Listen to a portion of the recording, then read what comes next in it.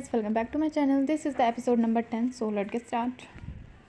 कहानी की स्टार्टिंग में हमें दिखाया जाता है शासा को, जो कि किसी पेड़ के पास बैठी थी और उसके सामने बैठ के एक पर्सन जो है वो म्यूजिक प्ले कर रहा था, लेकिन उस इंसान का चेहरा बिल्कुल भी ठीक से दिखाई नहीं दे रहा था। उस पर्सन को देख के शासा काफ़ी खुश होती है और उसकी तरफ अपना हाथ बढ़ाती है, लेकिन एक्चुअली में वो ये सब सपना देख रही थी।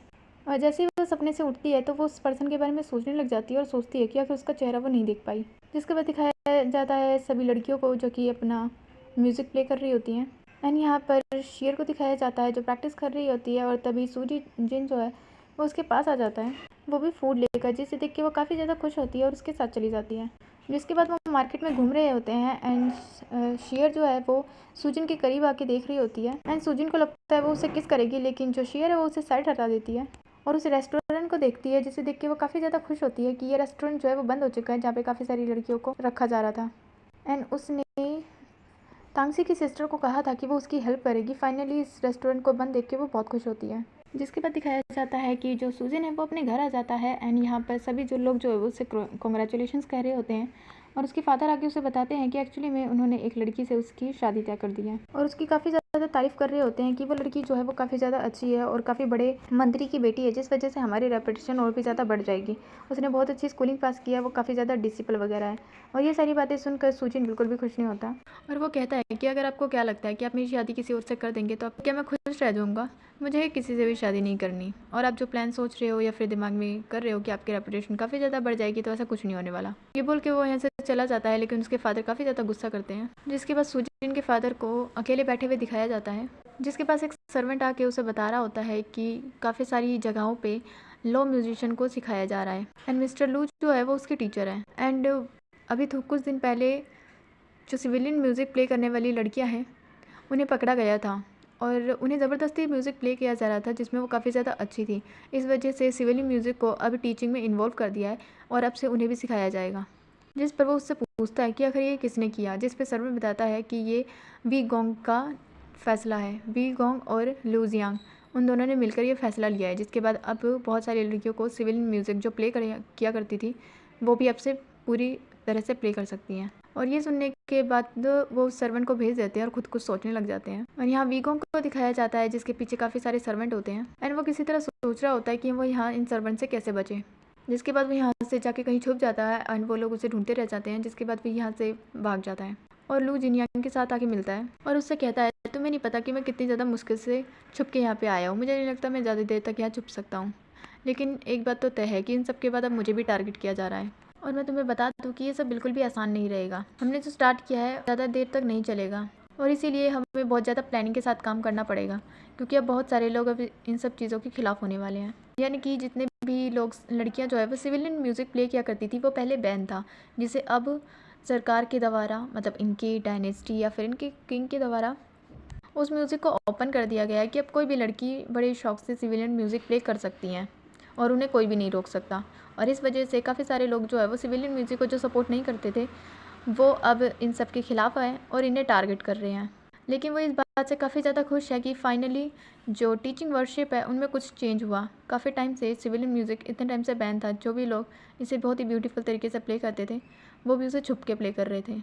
और वी गोंग ने ये फैसला लिया था कि अब कोई भी इंसान सिविलियन म्यूज़िक प्ले कर सकता है, जिसके बाद इसके लिए और ज़्यादा टफ हो गया है। जिसके बाद यहाँ पे दिखाया जाता है जिनयांग हॉल का, जहाँ पे जो सारी लड़कियां हैं उनके बीच में कंपटीशन हो रहा होता है, जो कि जिन ऑर्गेनाइज कर रहा होता है फिर जिनयांग के कहने पर। एंड यहाँ पे जिनयांग और शासा दोनों ही होते हैं इन्हें जज करने के लिए। जिसके बाद फर्स्ट राउंड दिखाया जाता है, जहाँ पे जो तांगसी और बाकी सारी लड़कियाँ जो है वो म्यूज़िक प्ले कर रही होती हैं, जो कि काफ़ी ज़्यादा अच्छा म्यूज़िक प्ले होता है एंड सभी लोगों को काफ़ी ज़्यादा पसंद आता है। लेकिन यहाँ पे जिनयांग और शासा के बीच में थोड़ी थोड़ी शर्त लग रही होती है, क्योंकि यहाँ पे दो अलग टीमें हैं, जिसमें से एक टीम को जिनयांग और एक टीम को शासा प्ले कर रही होती है। जिसके बाद दिखाया जाता है मिस सॉन्ग और शेर को, जो कि शासा की टीम में है। एंड यहाँ पे जो मिस सॉन्ग है वो म्यूज़िक प्ले कर रही होती है बहुत ही अच्छे से, और जो शेयर है वो उस पर परफॉर्म कर रही होती है। एंड फाइनली उनका जो डांस है और उसका म्यूज़िक जो है वो ख़त्म होता है और दोनों ही बहुत ज़्यादा अच्छी तरीके से प्ले करती हैं, जिस वजह से सासा की टीम जो है वो विनर होती है। उनके विनर होने पे काफ़ी सारे लोग काफ़ी ज़्यादा खुश होते हैं। जिसके बाद हमें थोड़ी देर बाद का सीन दिखाया जाता है जहाँ पे शासा और जिनयान जो है वो आपस में ही कॉम्पिटिशन कर रहे होते हैं। जिसके बाद जो शासा की सर्वेंट है वो उसके पास आती है और उससे म्यूज़िक के बारे में पूछती है और उससे कहती है कि क्या वो उन सारी लड़कियों से और जिनयान से मिलने नहीं जाएगी। जिस पे वो कहती है कि मैं काफ़ी ज़्यादा नर्वस हो रही हूँ क्योंकि उसने अभी इस कॉम्पिटिशन में पॉप म्यूज़िक को ऐड किया था। इस पर सर्वेंट पूछती है कि ये पॉप म्यूज़िक क्या है। जिसके बाद जो शासा है वो उसे ज़्यादा कुछ एक्सप्लेन नहीं कर पाती, लेकिन फिर भी जो सर्वेंट है वो काफ़ी ज़्यादा खुश होती है इस बात से कि जो शासा की टीम है वो जीत गई। जिसके बाद ये काफ़ी सारी चीज़ों के बारे में बात कर रहे होते हैं कि जब पब्लिक के सामने अपना म्यूज़िक प्ले करेंगे तो उन्हें कैसे रिएक्ट करना है और कैसा म्यूज़िक प्ले करना है। एंड शासा कह रही होती है कि जो जिनयांग है वो काफ़ी सारी चीज़ों को लेकर काफ़ी ज़्यादा केयरफुल है, इसलिए मुझे नहीं पता कि मुझे क्या करना है, लेकिन वो जो भी म्यूज़िक प्ले करेगी उसमें शायद मॉडर्न टाइप की म्यूज़िक ऐड करेगी, जिस वजह से वो अभी भी जीती थी और आगे भी जीत सकती है। जिस पे सर्वेंट जो है वो शासा से कहती है कि अगर उसने ऐसा कुछ किया जिनयांग के साथ तो जिनयांग नाराज़ नहीं हो जाएगा। जिस पर शासा कहती है कि जो लड़के होते हैं वो काफ़ी ज़्यादा डम टाइप के होते हैं, अगर लड़कों को जल्दी से इम्प्रेस करना है तो हमें उससे थोड़ी सी दूरी मेंटेन करके रखनी चाहिए, जिस वजह से लड़के अपने आप खुद चल के आ जाते हैं। जिस पर सर्वेंट कहती है कि मुझे इस चीज़ पे बिल्कुल भी बिलीव नहीं है, लेकिन जैसे ही वो ऐसा कहती है तभी वहाँ पे दिखाया जाता है गेट पे जो जिनयांग है वो आके खड़ा होता है शासा के लिए। जिसके बाद दिखाया जाता है कि वो दोनों जो है वो बाहर आकर बात कर रहे होते हैं, जहाँ पे जिनयांग जो है वो उसकी काफ़ी ज़्यादा तारीफ़ करता है कि सॉन्ग को और शेयर को उसने जो भी म्यूज़िक सिखाया था वो काफ़ी ज़्यादा अच्छा था और उसकी काफ़ी ज़्यादा तारीफ़ कर रहा होता है। जिस पे शासा कहती है कि क्या तुम मुझे मेरे साथ यहाँ पे कॉर्पोरेट करने के लिए आए हो। जिस पे जो जिनयांग है वो यस कहता है और कहता है कि क्या तुम ये साथ मिलकर काम कर सकती हो। जिस पे शासा कहती है कि मैं तुम्हारी हेल्प कर सकती हूँ और तुम्हारे साथ काम कर सकती हूँ, लेकिन मिड ऑटोमेट वाले दिन तुम्हें मुझे कुछ इन्फॉर्मेशन चेक करने में हेल्प करना होगा। जिस पे जो जिनयांग है वो यस कह देता है कि मैं तुम्हारी हेल्प कर दूंगा। जिस पे शासा भी उसे यस कह के खुशी खुशी से चली जाती है। जिसके बाद दिखाया जाता है कि वो रूम में आके काफ़ी सारी चीज़ों के बारे में सोच रही होती है, फिर ऐसा कह लो कि कोई म्यूज़िक बना रही होती है, जहाँ पे जिनयांग जो है वो उसकी हेल्प कर रहा होता है और उसे देख रहा होता है। और ऐसे ही जब जिनयांग अपना म्यूज़िक राइट कर रहा होता है तो शासा उसे टी वगैरह सर्व करती है और इस वजह से जो जिनयांग है वो टी को पकड़ने के चक्कर में शासा का ही हाथ पकड़ लेता है। जिसके बाद दोनों नर्वस होकर साइड हो जाते हैं और तभी जो जिन है वो सो रहा होता है वो उसी टाइम उठ जाता है, जिस वजह से दोनों के दोनों उसे देखने लग जाते हैं। जिसके बाद वो लड़कियों को दिखाया जाता है जहाँ पे सारी लड़कियां जो है वो प्रैक्टिस कर रही होती हैं, लेकिन उनमें से ये वाली लड़की जो है वो ज़्यादा खुश नहीं होती इस चीज़ से। जिसके बाद दिखाया जाता है कि वी गोंग के साथ एक पर्सन होता है और उससे मिलने के लिए जैंग चैंग और जिनयांग और बाकी सारे लोग आए हुए होते हैं, जिन्हें इन्वाइट किया जाता है वर्कशिप में, जहाँ पे इन्हें काम दिया जाता है कि सिविलियन म्यूज़िक प्ले करने के लिए उन्हें एक अच्छी सी जगह ढूंढनी होगी जो कि एक काफ़ी अच्छा सा प्लेस हो जहाँ पे म्यूज़िक को सिखाया जा सके और वो ही इन सारी म्यूज़िक वगैरह को टीच करेंगे। जिसने भी ये काम कर लिया वो इन सारी चीज़ों की रिस्पॉन्सिबिलिटी उठाएगा और वो वर्कशीट जो है वो उसका हो जाएगा। जिस वजह से ये कहता है कि अब कोई भी ट्रबल वगैरह ना करे और सब मिलके काम करे, जिस वजह से देखा जाएगा कि इसके अंदर ज़्यादा एबिलिटी है। और उसके साथ दूसरे वाला पर्सन कहता है कि मैं तुम्हारे लिए किसी को भेज दूंगा ताकि वो तुम्हारी हेल्प कर सके। जिस पे सभी लोग जो है वो उन्हें ग्रीड वगैरह करते हैं एंड वी गोंग और उसके साथ वाला पर्सन यहाँ से चला जाता है, जहाँ पे जियान चैंग जो है वो अपने नंबर बना रहा होता है और सब लोगों को गिफ्ट देता है और कहता है कि वो कितना ज़्यादा अच्छा है। मिड एटॉमिक आने वाला है जिस वजह से उसको ये सारी रिस्पॉन्सिबिलिटी मिली है और इस वजह से मैं सबके लिए गिफ्ट लाया था, लेकिन जियान चैंग तुमने तो किसी को कुछ भी नहीं दिया। एक तरह से जियान चैंग को सुनाने वाला होता है, लेकिन जियान चैंग भी उसे कह देता है कि उसे इन सब चीज़ों की ज़रूरत नहीं है। लेकिन जो जैंग चैंग है वो जियान चैंग को भी एक गिफ्ट देता है, जिसे जियान चैंग वैसे ही ले लेता है क्योंकि उसे पता है कि अगर वो कुछ भी कहेगा तो इसका फालतू में वो उल्टा ही मतलब लेगा।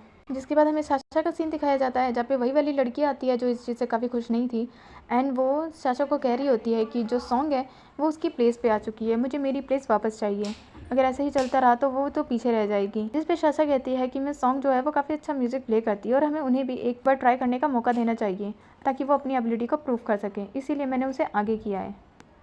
लेकिन ये फिर भी कह रही होती है कि मुझे मेरी ओरिजिनल प्लेस चाहिए, मुझे अपनी पोजीशन चाहिए क्योंकि मुझे बिल्कुल भी अच्छा नहीं लग रहा। जिस पर साशा उसे समझाने की ट्राई करती है लेकिन ये कुछ भी नहीं समझती और गुस्से में और उदास होकर वहाँ से चली जाती है। जिसके बाद दिखाया जाता है साशा जो है वो जियान चैंग के पास आती है, जियानिंग के पास आती है और उसे इस चीज़ के बारे में बता रही होती है कि जो मिस सॉन्ग है उसकी ओरिजिनल वाली लड़की जो है वो उसकी ओरिजिनल प्लेस वापस ले रही थी, लेकिन अभी तो मैं उसे कुछ भी नहीं कह पाई, मैं नहीं चाहती कि यहाँ की कोई भी लड़की जो है वो सैड हो। जिसके बाद जियानिंग सॉन्ग जो है वो भी जियान चैंग की सारी बात बता रहा होता है और कह रहा होता है कि मुझे अपना स्टेप काफ़ी ज़्यादा केयरफुल लेना होगा, क्योंकि अगर एक स्टेप और मेरे फेलियर और सक्सेस का कारण बन सकती है। जिस पे शासा जो है वो भी उसे काफ़ी ज़्यादा मोटिवेट करती है। एंड जो मतलब गिफ्ट जो है वो जियान चैंग ने दिया था, वो जो साशा है वो उसे अपने साथ ले जाती है। जिसके बाद नेक्स्ट डे का सीन दिखाया जाता है जहाँ पे सभी लोगों को इनवाइट किया हुआ था एक प्लेस वगैरह ढूंढने के लिए जहाँ पे सिविलियन म्यूजिक और म्यूजिक वगैरह प्ले होना था। वहाँ पे जियान चैंग जो है वो सभी पोजीशन संभाल रहा होता है और यहाँ पे शासा को दिखाया जाता है जो उसी चीज़ के लिए तैयार हो रखी होती है, क्योंकि उन सब लोगों को भी वहाँ जाना होता है। लेकिन उसकी तबीयत काफ़ी ज़्यादा ख़राब लग रही होती है, क्योंकि जो गिफ्ट जैंग चैन ने जैनिंग को दिया था वो शासा ने ले लिया था और आई थिंक उसमें कुछ फूड था जो कि शासा ने खा लिया था। जो चीज़ जो है वो सॉन्ग भी नोटिस करती है और उससे कहती है कि शासा तुम्हारी तबीयत ठीक है या नहीं। एंड वो शासा जो है वो कहती है कि वो ठीक है, उसने कुछ केक खाए थे, इस वजह से उसके पेट में दर्द हो रहा है। जिस वजह से जो सॉन्ग है वो अपना सूप जो है वो शासा को देती है ताकि उसके पेट को थोड़ा आराम मिल सके। सभी लोग जो है वो यहाँ अपने अपने काम में होते हैं। एंड फाइनली सब लोग जो है वो शानिंग फेस्टिवल के लिए जा रहे होते हैं कैरेज में बैठकर। लेकिन यहाँ पर जो शासा है वो बिल्कुल भी अच्छा फील नहीं कर रही होती और थोड़ी देर में जो शासा के मुंह से खून निकलने लग जाता है और वो बेहोश हो जाती है, जिस वजह से उसकी सर्वेंट और जो शेयर है वो सभी लोगों को बुला रही होती है। एंड सभी लोगों का शोर सुनने के बाद वहाँ पे जैनिंग आता है जो कि शासा को इस तरह देखकर काफ़ी ज़्यादा घबरा जाता है और उसे हॉर्स पे बैठाकर वहाँ से लेकर हॉस्पिटल जाता है। एंड यहाँ पे वी गोंग और उसके साथ वाले पर्सन को दिखाया जाता है जहाँ पे वो सब जैनिंग का वेट कर रहे होते हैं। एंड वो सोच रहे होते हैं ज़रूर जैनिंग को कुछ ना कुछ काम हो गया होगा जिस वजह से वो थोड़ा लेट है। एंड यहाँ पे डॉक्टर को दिखाया जाता है जो शासा को चेक कर रहा होता है और उसे बताता है कि जो शासा है उसके बॉडी में पॉइजन है, कि शायद उसी केक को खाने के बाद आया था। जो सुनकर जैनिंग काफ़ी ज़्यादा शॉक हो जाता है कि उसकी बॉडी में पॉइजन आया कहाँ से, क्योंकि उसे नहीं पता कि केक में पॉइजन था। एंड डॉक्टर जो है वो कह रहा होता है कि इसकी बॉडी में पूरी तरह से जो पॉइजन है वो फैल सके उससे पहले इसका ब्लड चेंज करना होगा, जिसके लिए इसका बहुत ज़्यादा हाई टेम्परेचर है, इजी होगा। जिस पे जैनिंग कहता है कि क्या वो ये इसे लेने जा सकता है, जिस पे उसे डॉक्टर कहता है कि तुम इसे अंडरस्टैंड कर रहे हो, शासा के अंदर जो भी पॉइजन है वो उसे कोल्ड और वार्म दोनों तरह की फीलिंग दे रहा है, एक तरह से उसे बुखार है ऐसा कह सकते हैं। लेकिन उसकी जो हालत है वो काफ़ी ज़्यादा ख़राब है। अगर तुम उस फ्लावर को या उस मेडिसिन को लेने गई तो वो काफ़ी ज़्यादा डेंजरस हो सकता है। लेकिन जो जैनिंग है वो उधर शासा की तरफ देख रहा होता है और शासा भी जैनिंग को देख रही होती है। एंड उसे देखने के बाद जो जैनिंग है वो उस मेडिसिन को लाने के लिए तैयार हो जाता है और डॉक्टर जो है वो शासा की हेल्थ को बेटर करने के लिए सिल्वर नीडल से उसे चेक कर रहा होता है। एंड जो शासा है वो उस टाइम पे बेहोश होती है और इसी टाइम पे जो आज का एपिसोड है वो ओवर हो जाता है।